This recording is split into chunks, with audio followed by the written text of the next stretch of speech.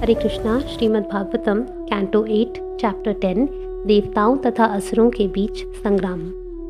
सुखदेव गोस्वामी ने कहा, हे राजन, यद्यपि असुर तथा दैत्य पूरे मनोयोग तथा श्रम के साथ समुद्र मंथन में लगे थे, किंतु भगवान वासुदेव के भक्त न होने के कारण वे अमृत नहीं पी सके।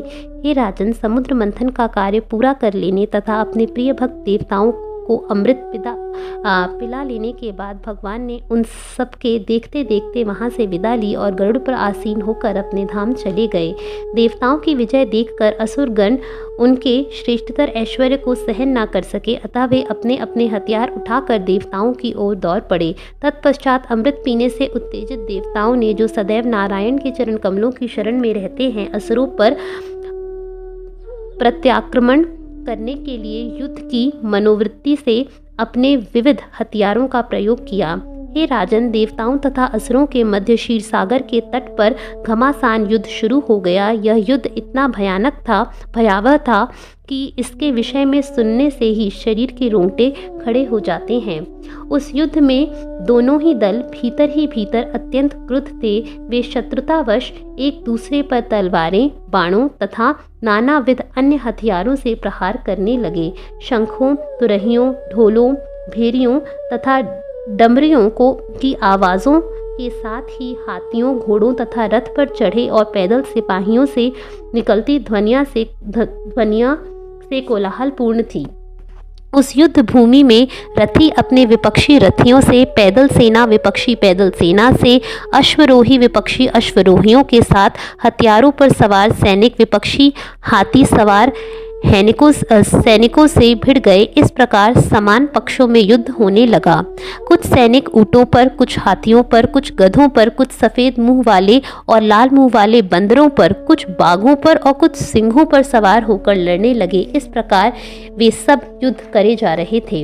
हे राजन, कुछ सैनिक गीधों, चील्हों, बगुलों, बाघों तथा भास पक्षियों की पीठ पर बैठकर लड़े। कुछ ने विशाल मत्स्यों को भी निगलने वाली तिमिंगलों की पीठ पर, कुछ ने सर्पों की पीठ पर, तो कुछ ने भैंसों, गैंडों, गायों, बैलों, वन गायों तथा अरणों की पीठ पर सवार होकर युद्ध किया। अन्य लोगों ने सियारों, चूहों, छिपकलियों, खरहों, मनुष्यों, बकरों, काले हिरणों, हंसों तथा असुरों की पीठ पर बैठकर युद्ध किया। इस प्रकार विकृत शरीर वाले पशुओं सहित जल, स्थल तथा आकाशचारी पशुओं की पीठ पर बैठी दोनों सेनाएं आमने सामने होकर आगे बढ़ रही थी। हे राजन, हे महाराज पांडु के वंशज, देवता तथा असुर दोनों ही के सैनिक छत्रों, रंग बिरंगी झंडियों तथा बहुमूल्य रत्नों एवं मोतियों से बनी मूठ वाले छतों से अलंकृत थे। वे मोरपंख से बने तथा अन्य पंखों से सुशोभित थे।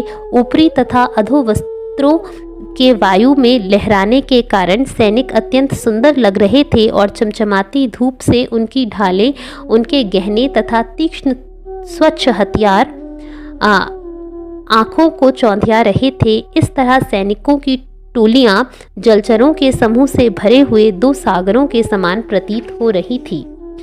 उस युद्ध के लिए सुविख्यात सेनापति विरोचन पुत्र महाराज बलि विहायस नामक अद्भुत वायुयान पर आसीन थे।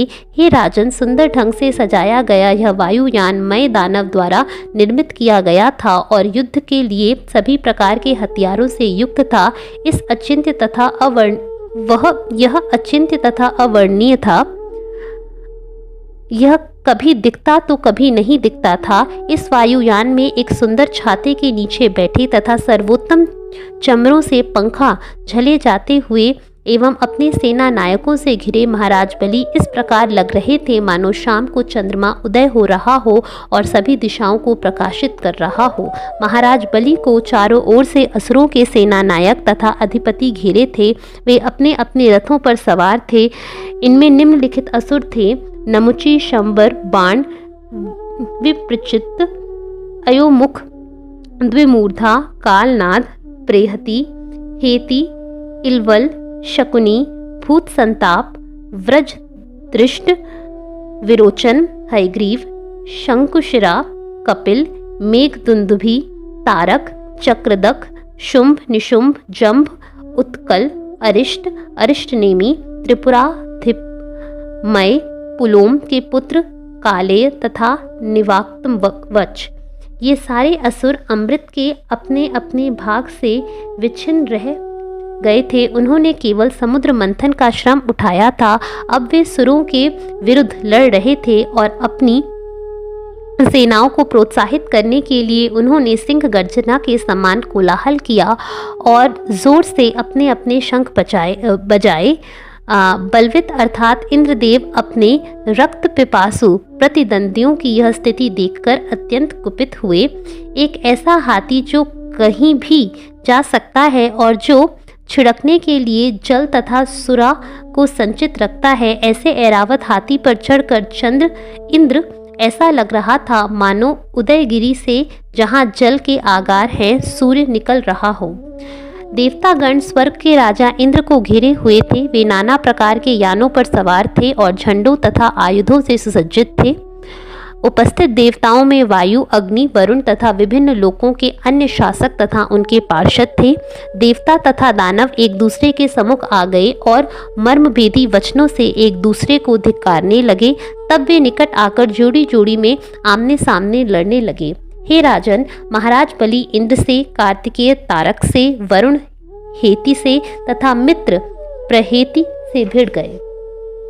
यमराज कालनाभ से, विश्वकर्मा मयदानव से, त्वष्टा शंबर से तथा सूर्यदेव विरोचन से लड़ने लगे।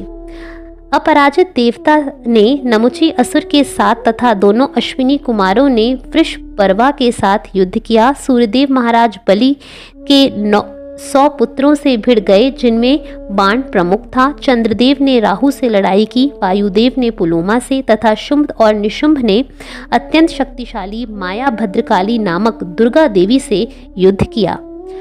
हे अरिंदम महाराज परीक्षित, शिवजी ने जंभ से तथा विभावसु ने महिषासुर से युद्ध किया। इलवल ने अपने भाई वातापी सहित ब्रह्मा के पुत्रों से युद्ध किया।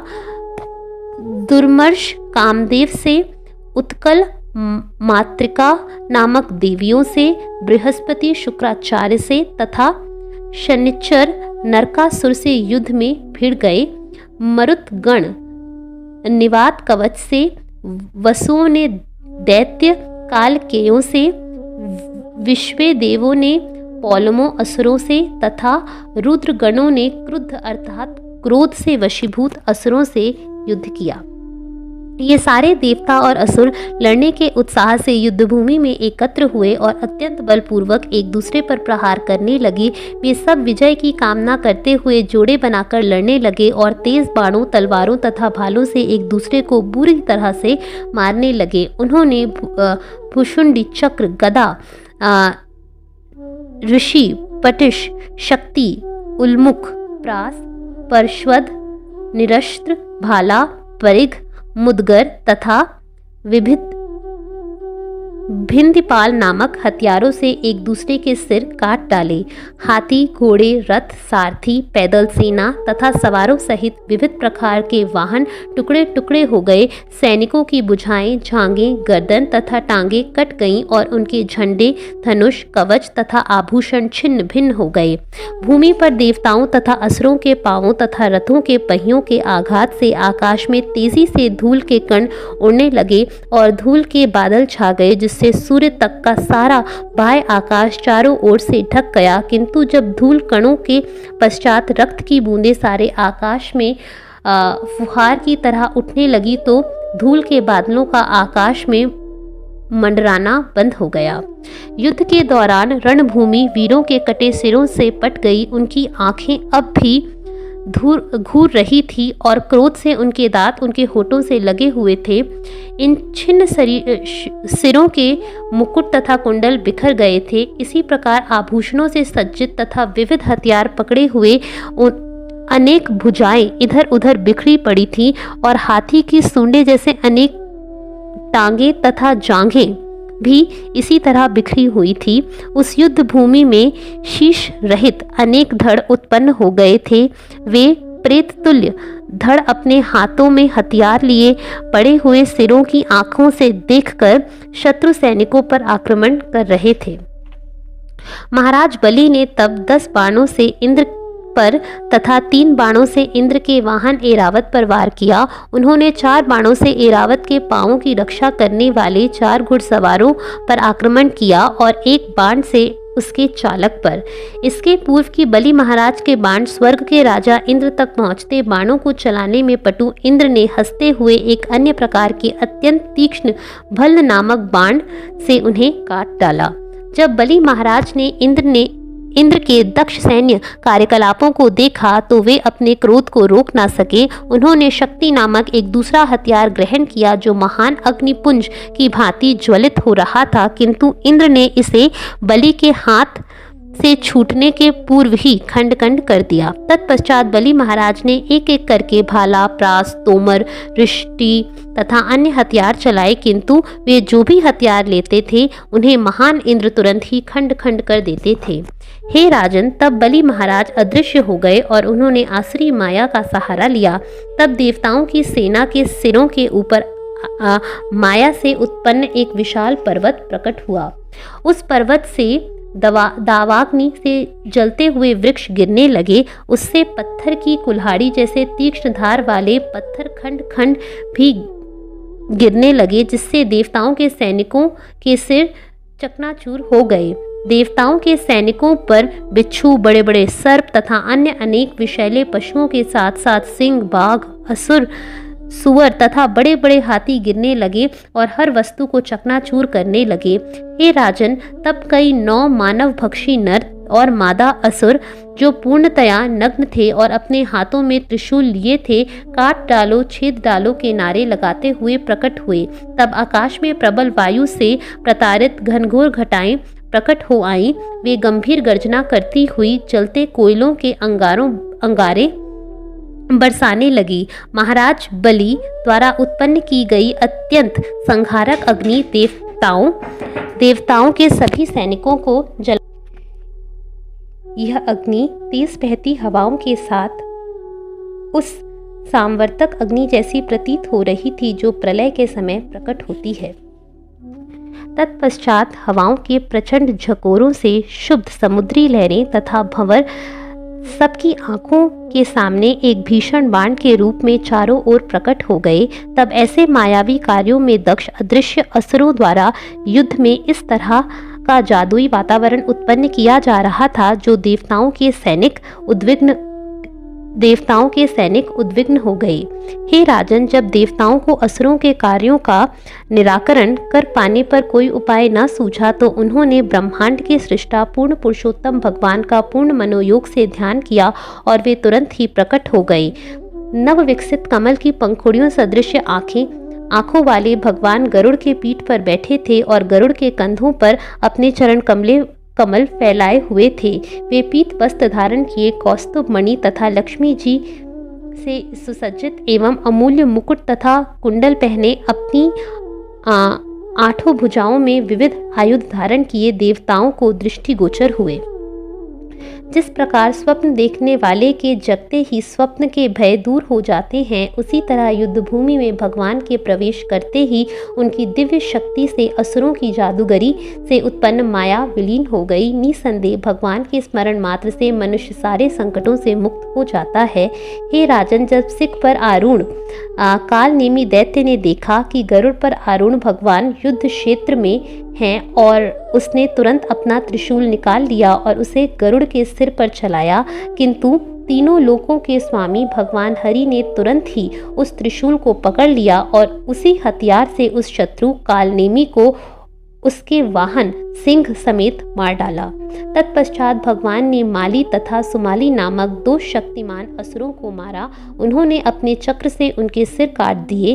तब एक अन्य असुर माल्यवान ने भगवान पर आक्रमण किया। उसने अपनी नुकीली गदा से सिंह की भांति गर्जना करते हुए अंडों से उत्पन्न पक्षीराज गरुड़ पर आक्रमण किया, किंतु आदि पुरुष भगवान ने अपने चक्र का प्रयोग करते हुए उस शत्रु के सिर को भी काट दिया। हरे कृष्णा।